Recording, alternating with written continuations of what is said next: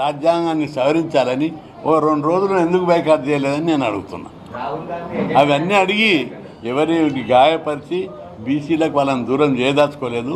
అందరినీ బీసీలకు అనుకూలంగా తిప్పి ఈ ఉద్యమాన్ని మరింత చేసి మా వాటా సాధించాలనేది మా టార్గెట్. కాబట్టి విషయాలు తీస్తే చాలా వస్తాయి, అవి తీయదాల్చుకోలేదు.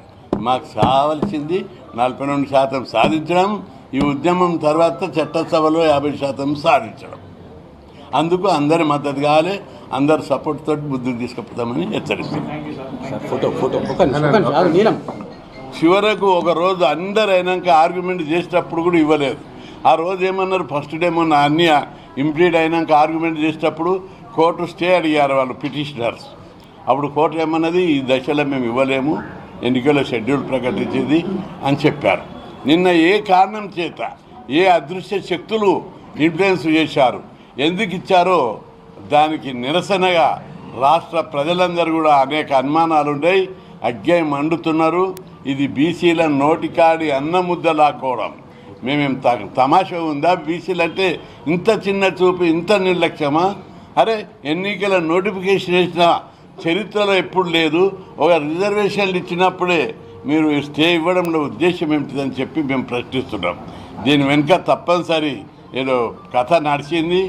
దీన్ని తీవ్రంగా బీసీలంతా జీర్ణించుకోలేకపోతున్నారు.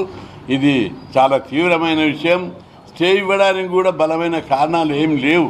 ఈ కేసు 9G వెనుక బలమైనటువంటి హేతుబద్ధమైనటువంటి గ్రౌండ్స్ ఉన్నాయి. ఎవ్వరు కూడా దాన్ని రిజెక్ట్ రాష్ట్ర ప్రజలందరూ గమనించాలి. ఇది అలాంటప్ప జీవో కాదు, చాలా రాజ్యాంగం ప్రకారం వచ్చిన జీవో.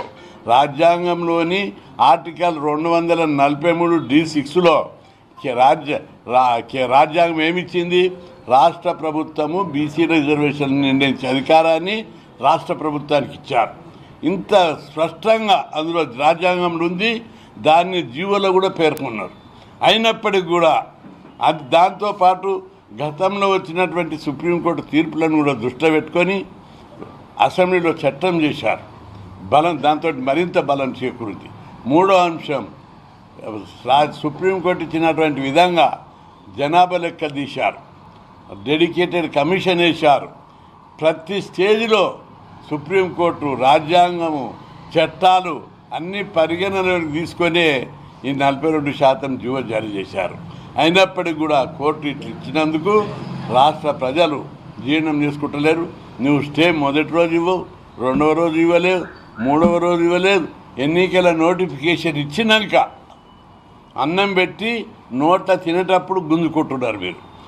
మేము పెట్టమంటే